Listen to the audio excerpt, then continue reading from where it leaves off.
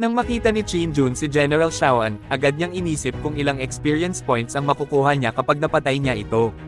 Sa sandaling iyon, napagtanto ni Chang'e na malapit na ang kanyang katapusan.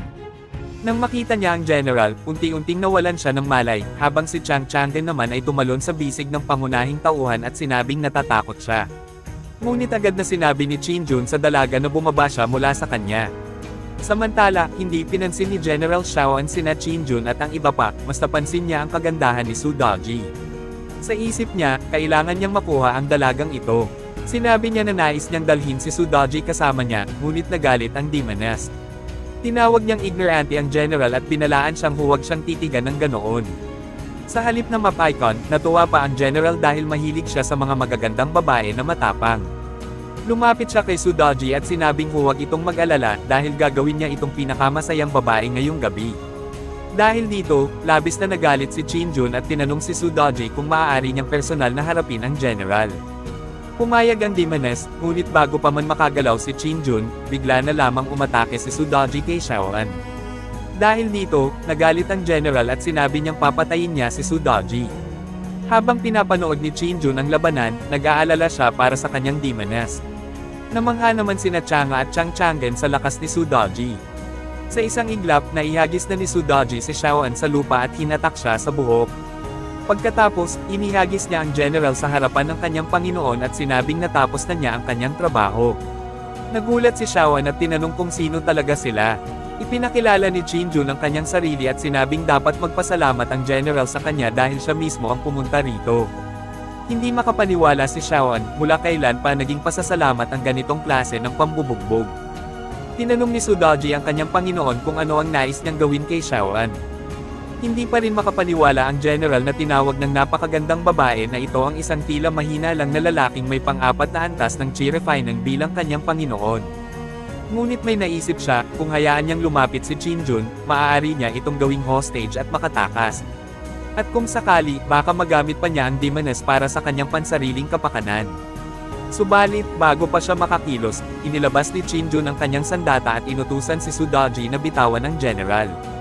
Alam niyang may limitasyon ang lakas ng Golden Core ni Shaoan, ngunit hindi niya tiyak kung gaano karaming experience points ang makukuha niya rito. Sa puntong ito, napagtanto ni Shaoan na kailangan na niyang lumaban. Sinabi niyang dumating na ang katapusan ni Chin-jun. Habang nag-aalala si Chang'e para kay Chin-jun, bigla niyang nakita ang pangunahing tauhan na bumaril sa ulo ng general gamit ang kanyang sandata, isang putok lang at bumagsak na ang kaaway, duguan at walang buhay. Hindi makapaniwala si Shaoan sa nangyari bago siya tuluyang nalagutan ng hininga. Ang sistema ay agad na nag-anunsyo, ang pagpatay sa isang may-ari ng Golden Core na nasa ika-9 na antas ay nagbigay sa may-ari ng 10,000 experience points. Binati ng system si Chin-jun sa kanyang breakthrough sa ika-4 na antas ng Foundation Building. Labis na humanga si Chang'e at sinabing napakahusay ni Chin-jun.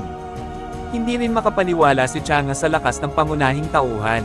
Samantala, naisip ni Chin-jun kung paano kinakalkula ang experience points. Ipinaliwanag ng system na kung papatayin niya ang isang kaaway na may galit sa kanya, makakakuha siya ng experience points. Ngunit kung isang inosenteng tao ang mamamatay, wala siyang makukuhang gantimpala. Sa puntong ito, naisip ni Chin-jun na ito na ang tamang oras para gumamit ng kanyang pagkakataon upang tumawag ng Diyos o demonyo. Iniisip niya na kung mapapatawag niya ang Great Sage, magiging pinakamalakas siya sa buong mundo. Sinimulan ng system ang random summoning ng isang demon god. Habang hinihintay ni Chin-jun ang resulta, tinanong niya ang system kung sino ang nakuha niya, ngunit ang tanging lumabas ay 3 question marks. Nais niyang malaman kung siya ba ay sinuwerte, ngunit sinabi ng system na lalabas ang demon god sa loob ng 24 na oras. Dahil dito, napagpasyahan ni Chin-jun na maghintay na lang. Pagkatapos nito, sinuri niya ang kanyang status at natuwa sa kanyang pag-unlad, konting experience points na lang at tataas na naman ang kanyang antas. Lumapit siya sa bangkay ng general at napansin ang isang singsing sa kamay nito. Tinanong niya kung ano iyon, at ipinaliwanag ni Su Daji na iyon ay isang storage ring kung saan maaaring itago ni Shaoan ang kanyang kagamitan.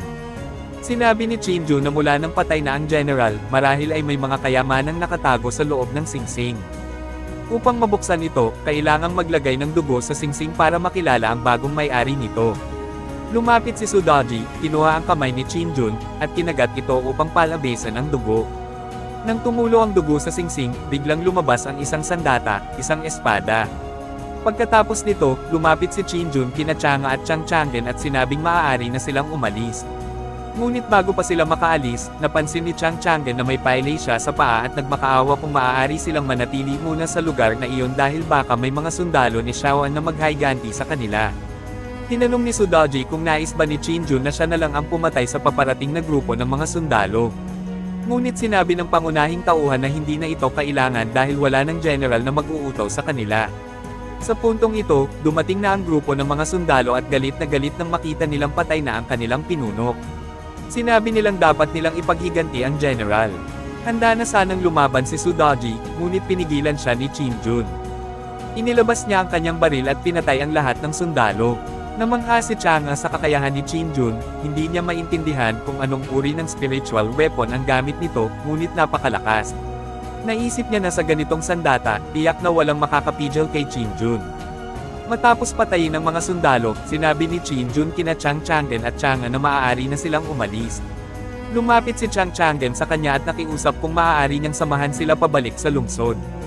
Sinabi niyang kapag nakabalik sila, siguradong magbibigay ng gantimpala ang kanyang ama kay Chinjun. Hindi interesado si Chinjun, ngunit biglang nagbigay ang system ng bagong misyon, escort Chang Changgen pabalik sa kanilang sekta kapalit ng 10,000 experience points. Dahil dito, agad niyang binago ang kanyang tono at sinabing, ang proteksyon sa mahihina ay responsibilidad ng lahat. Sa kabila ng kanyang sinabi, halata namang tinanggap niya ito dahil sa gantimpala. Masaya si Chang Changgen at tuwang-tuwang yamakap kay Chinjun, tila siya ay nabighani na sa bagong bayani ng kanyang buhay.